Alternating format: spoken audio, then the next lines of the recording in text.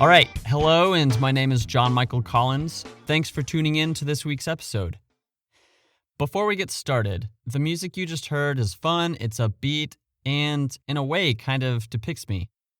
I would like to thank and give a very special shout out to my friends Marino and Noah Correa, who provided the music for this project. They're part of a company called Cinema Sonic, which is a company dedicated to providing quality audio and visual works for your next project. They're planning on opening a new studio in the Seattle area catering to professional-level podcast production. If you would like to learn more, visit their website at cinema-sonic.com. Cinema as in a movie cinema, -sonic as in supersonic.com. Cheese. So, what should we talk about? What do you want to talk about? I take this vitamin B12 tablet that's chewable, and it tastes like raspberry. But as I was just taking my medication now, and like my supplements, when I was a child, I don't remember how old I was when I went to therapy as a kid. I'm grateful that my mom wanted me to go to therapy because my parents were divorced. It was just nice to, be around another guy. Because, I only have sisters. I had friends at school, but, I guess you don't really look up to your friends. At least I didn't. Maybe that was my problem. No. But anyway, therapy. What I've been doing for, the last half of last year, maybe, whenever I took we'll just say my pills, is every day I would open up the bottle, each bottle, and just take one out.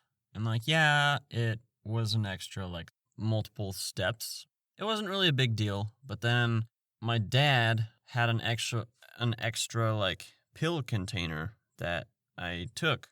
Well, he gave it to me. Kind of a cool gift. Here you go, son. I love you. I love you, Dad. Now, I have that, and every time I fill it up, it's fun. If you've ever played the game Mancala, it reminds me of when I was younger, and I played Mancala with my therapist.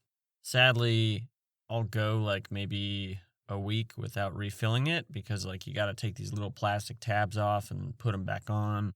The tabs with the letters on them. You could fill each one individually, but in the game of Mancala, you have those they're smushed marbles. However many you have, you drop them around the board in a rotational pattern. I want this game. I'll just play it by myself or whatever. Or no, I'll play it with friends. With a friend, because you can only play it with one other person. It's a 2-player game. But when I fill up my pill container, it's fun because I'll put a handful of pills in my hand and it's you gotta guess. There's 14 spots, one pill for each day of 2 weeks. Yeah, you gotta just guess if there's 14 in your hand. If you are just joining, this podcast is a personal and therapeutic tool I call a vocal diary. It's a space for me to process thoughts, explore stories, and post them for anyone who might be interested. Hopefully inspiring someone. I'm not doing this for any sort of social gain or to be a better human. It's for me and for you.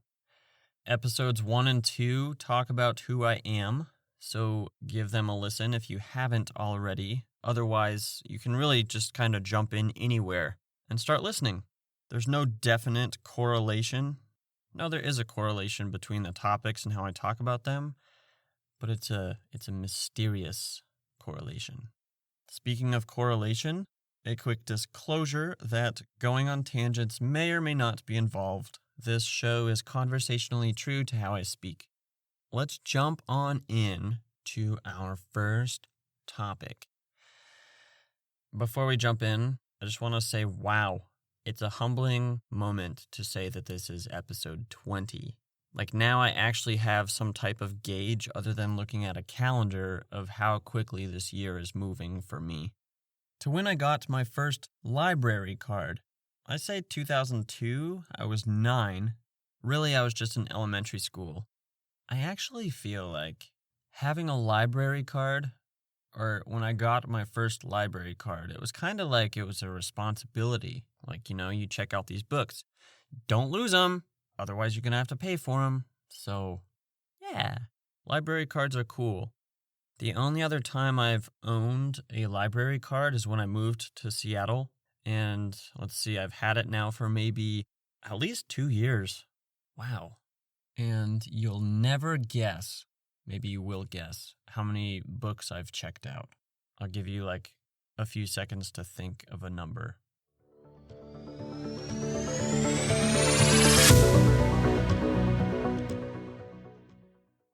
I've checked out 0 books since I've lived here. Actually, no, you know what? That's a lie. I've checked out 0 physical books while I've been here. I do have an app on my phone that you can plug your library card number into it.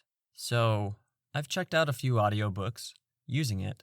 And it's cool because you get it for a certain amount of days and then it goes back to the digital library. Someday that'd be cool if we could go inside of our computers and explore the internet. Walk down the street of the internet. If you've ever seen the movies Wreck-It Ralph and Wreck-It Ralph 2, they're a lot of fun. And it's just sweet. You should go watch it because you could learn a couple things from it, more than a couple things. When I think about certain things from my childhood, I think of an image. I just kind of think of a tiny blip of the library. It was in Fort Collins. As far as a lesson goes for that, responsibility. Responsibility is a big word, and it comes with the responsibility of being responsible for something that needs being responsible for. Or in the words of Peter Parker's uncle, Uncle Ben, with great power comes great responsibility, from the Spider-Man comic book series. Having great power, I feel like it's something maybe that we don't think about that much and should think about.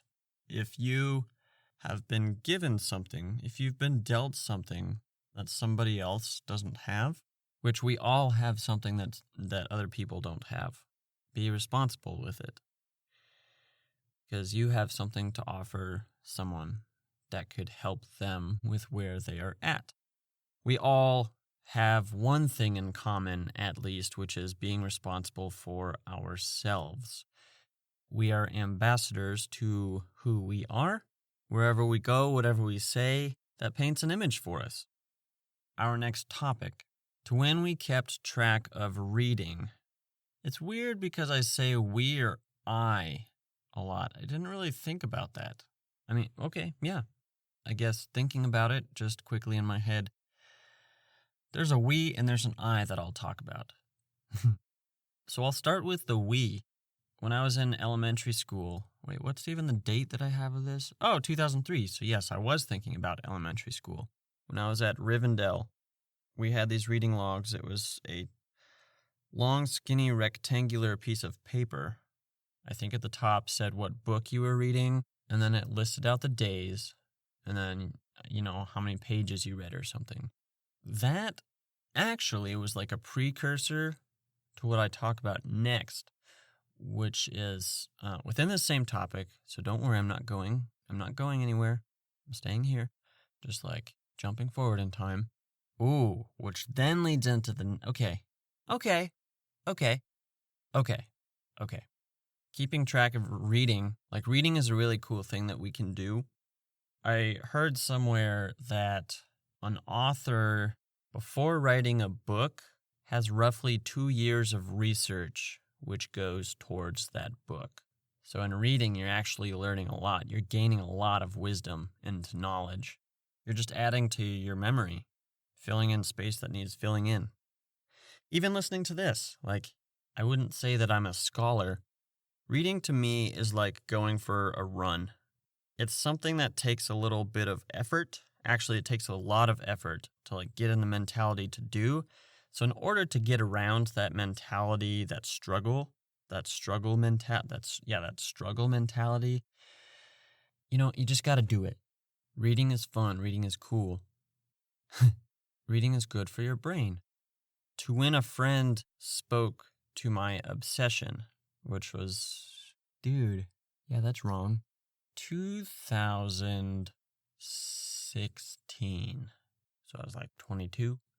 There was a point in time where it started as this like kind of short stack of books. I had this short stack of books of just like things that I wanted to read. Whenever I come across something, I like to write it down, make like a note of it so that I could hopefully go back later and look into it. So if someone recommends a book to me, I used to not so much take it with a grain of salt. I would just write it down and be like, I have to read this book. But now I take it with a grain of salt if someone recommends a book. And I'm like, should I actually read this?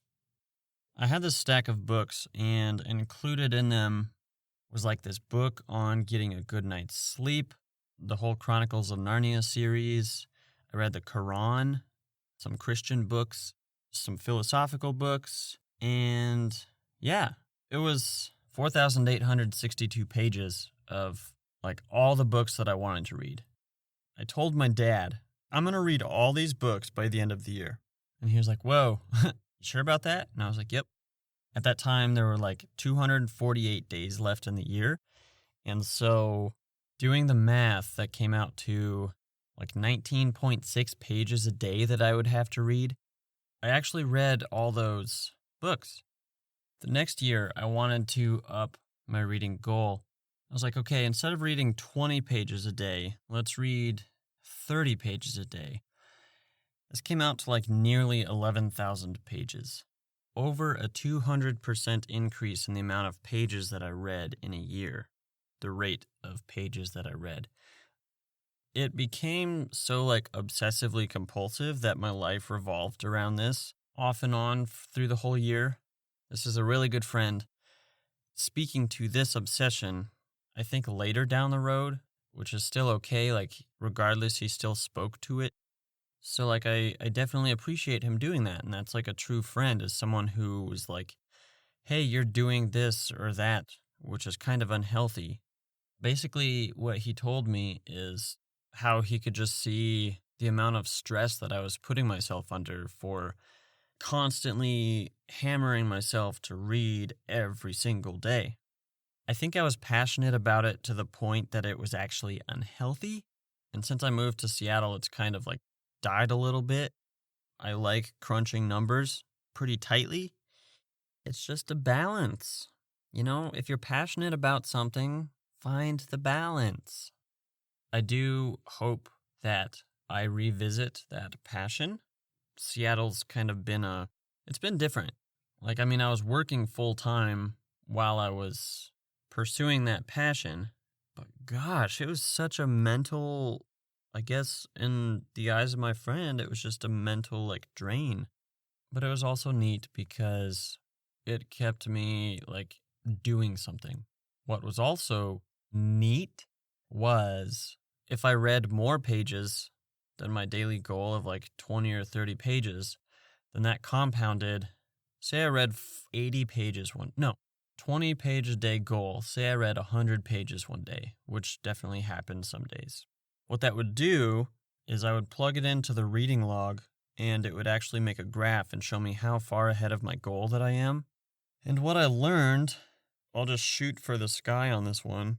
No matter how far you do get ahead, you'll probably feel burnout at some point, and then you'll probably slow down. The most efficient way to allocate my time and my energy was to just meet my goal for the day, and that's it. Like if I foresaw something where, I was taking a trip and I wouldn't be able to read it all, then yeah, sure, maybe I'd read a couple days ahead. But to be so entwined with something, to just get lost in the passion you have for it, it's really sweet. It's really cool. It can be unhealthy. Don't miss out on the things that you have around you. And I don't think what my roommate was saying was I never spent time with him. I mean, I did. Like, we lived together.